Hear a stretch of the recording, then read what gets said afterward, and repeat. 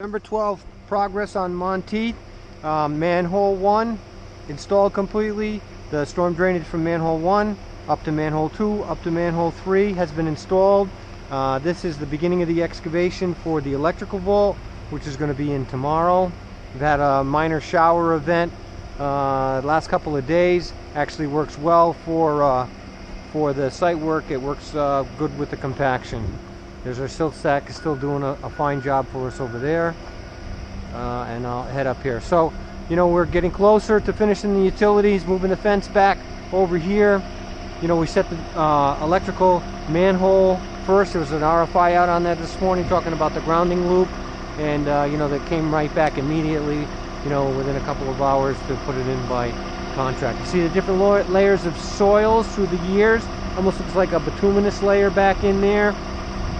But the good thing is down low, it's all bank run gravel. It's all good basic gravel all the way through there. There's some cobblers up a little bit higher over into there, and who knows what that was for. All right, this is Ron with True Blue. There you go.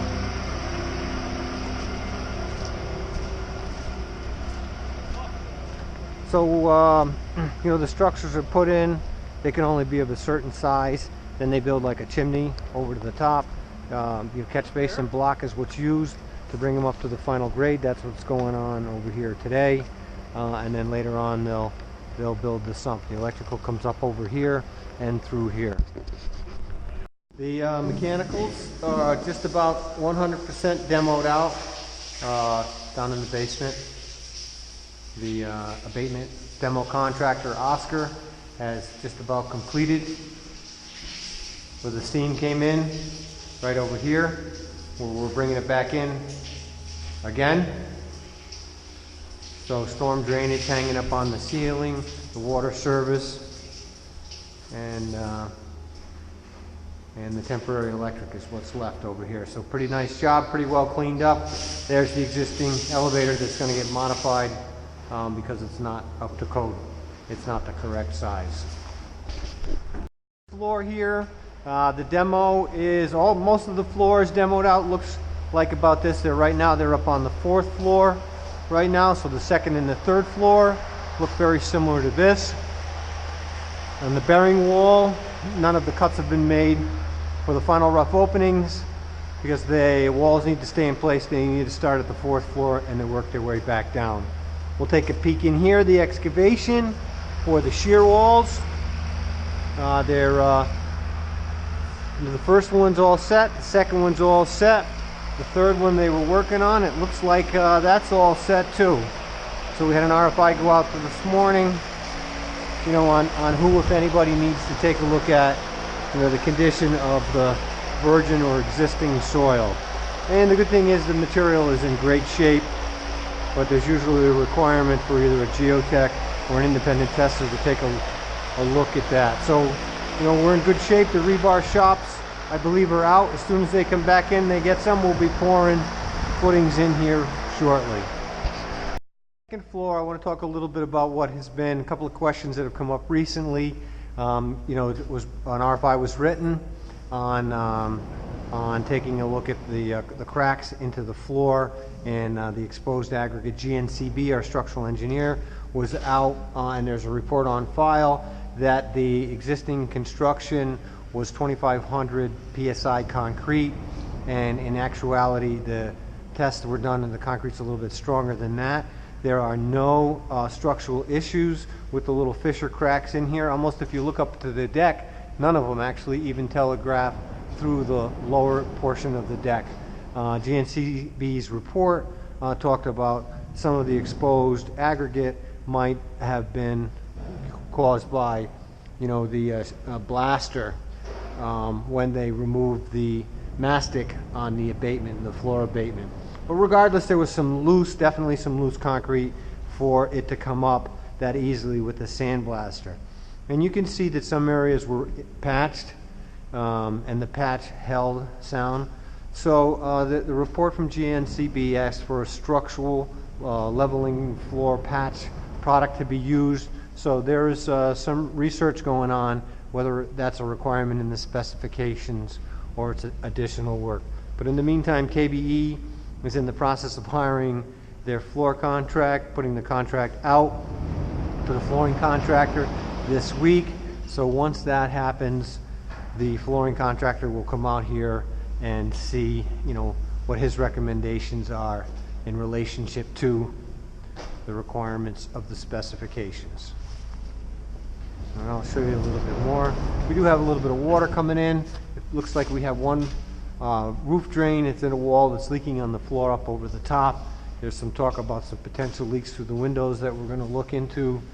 Here's an indication of some of the spider cracks that people were concerned about, or at least wanted to follow through and get good documentation on it.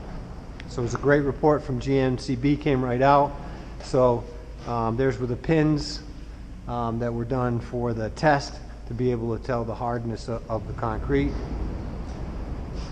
All right, and that takes care of that. So another item that will come up later on, further on, is there was plaster on the CMU in the corridors, and that's just the finish is the CMU. So we've asked the architect to take a look at what's the best way to go over the top for a finish to go on top of the CMU. Update, we're on the 3rd floor now, and again the floors are all pretty much the same. 1 is slab on grade, but 2 and 3 all the same basic layout. And the demolition, the abatement's been completed, and the demolition is in this condition right here. They just have to do the openings, the new openings in the bearing walls. There's still some plastic up on here because they were in a hurry to jump up to the 4th floor. This is what it kind of looks like when you're on the inside of a critical barrier. Asbestos containment, that's a shower pass-through area where they have to shower on their way back out. So get a chance to get a view of that, but it is not, we had an air clearance was accepted earlier this week, so the area is free to be occupied. We have Save a Tree, just to give you an idea of the process. He's using an air spading, it's just a device basically with just a piece of pipe, and he is going around the perimeter of the root zone and is exposing all the roots so that they can do the correct pruning. And the reason for that is there's some utility excavation down in through here. So they do the small root pruning and identify any of the larger roots that they need to go around and work around. Definitely a dirty job, and it doesn't make it any easier in the rain. So this is the area that's behind the safety barrier over here. This is quarantined off. It's the chute from the 4th floor. Yes, the whole thing's not black. It's nestled in the corner over here. So we're allowed them to use it because it's really not visible from the 4th floor down out. And because of it's so hard to get the dumpsters out, you can see, this has all been approved with our safety reps. So, they move around the chute to be able to get the product, for the dumpster to fill right up. But this whole location is actually moving because we're starting the utilities in here next week. So this whole dumpster has really been almost a bonus waiting for the pipe to be allowed to be in here in the center of the building. As of Monday, the dumpsters are going to go in the original design location at the end of the building. And we're going to start the utilities in this area.